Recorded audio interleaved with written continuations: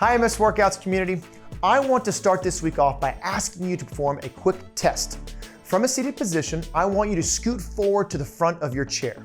Now, lift your right leg up as best as you can and then set it back down. Then, lift your left leg up and set it back down. If you weren't able to lift one of those legs up, or you're only able to lift them up a little bit, then more than likely you are dealing with weakness in your hip flexors. And this is an extremely common symptom while living with MS or similar neurological conditions. In this week's video, I'm going to show you how you can improve the ability to lift your leg up by demonstrating to you the steady pace knee lift. This is a great exercise that targets your hip flexors safely and progressively so that you can begin where you currently are with your strength and end up where you want to be with your strength.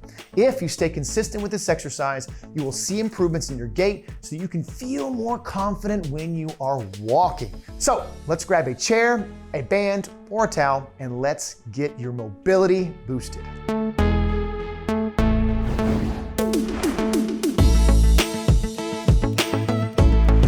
Welcome back to the MS Workouts YouTube channel. I'm Jeff Gott, exercise physiologist at Practical Fitness and MS Workouts, and co-creator of the Steady Pace exercise technique. In this channel, we help you gain strength safely and effectively and progressively so that you can feel more confident doing the things that you love to do. Every week, we release new exercises, stretches, yoga, talks, and so much more. So make sure you subscribe to our channel and turn on the notifications so you can be notified when every single new latest video comes out and drops. Before you begin exercising, make sure you have an exercise progress journal ready to go so you can record your results after the exercise. If you don't have one, then you can download the free PDF progress journal in the description box below this video. After the exercise, use your progress journal to write down what time you got to in the exercise and what color resistance band or resistance in general that you used. Circle the plus sign if you reached 130 and circle the OK if you didn't reach the 130 mark. The plus sign indicates that you need to make the exercise more challenging the next time you perform it, which I'll show you how to do when we execute the exercise, make it more challenging, that is.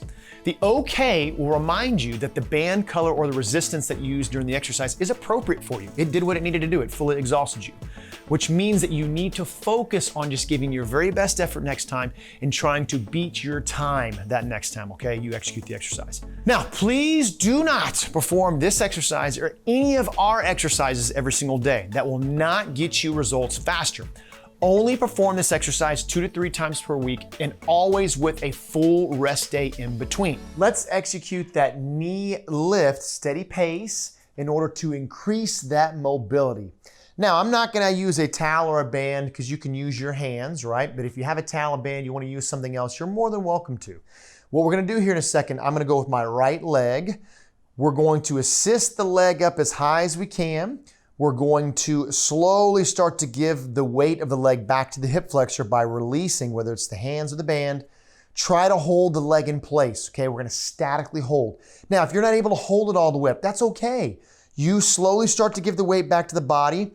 If your leg lowers, that's all right. You stop it as soon as you can, as high as you can, and hold it in that position. If you're not able to stop the leg at all and it goes all the way down, that's okay. As you head down, try to stop it. And just before you get to the ground, you just give your very best effort to pull the knee and the leg off of the hand, okay? We're gonna call that your place of engagement, all right? So let's go ahead and rock. We're going to the starting position. Clock is on. I'm giving it back to my body. This is my place of engagement. You lock in where yours is. Now we're statically holding in that place. Even if you're at the bottom right now and you're just giving your best effort to take it off the hand, what I want us to consciously do at this point is give your best effort and start to look for the point where you can no longer hold it in that position, okay?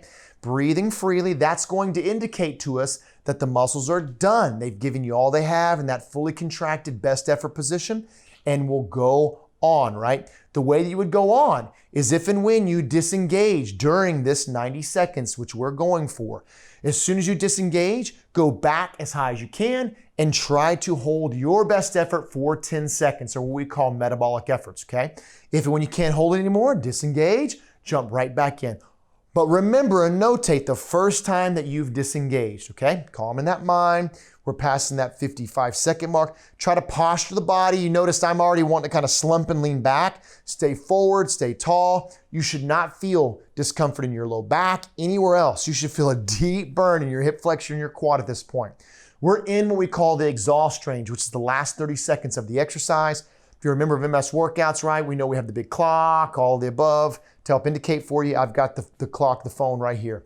Locked in place, breathing freely, no more than 8 seconds. Try to lift, engage. I know it's burning. Give your very best effort for 3, 2, and 1. Holy cow, ease now. Now, I know it looked like I made that look like it was easy, but it wasn't. I was burning, I was fatiguing. I wasn't quite shaking, rattling, rolling, I didn't disengage. So I'm going to notate that I did not fully exhaust, and to increase the difficulty next time, I'm gonna add some resistance to the top of the leg.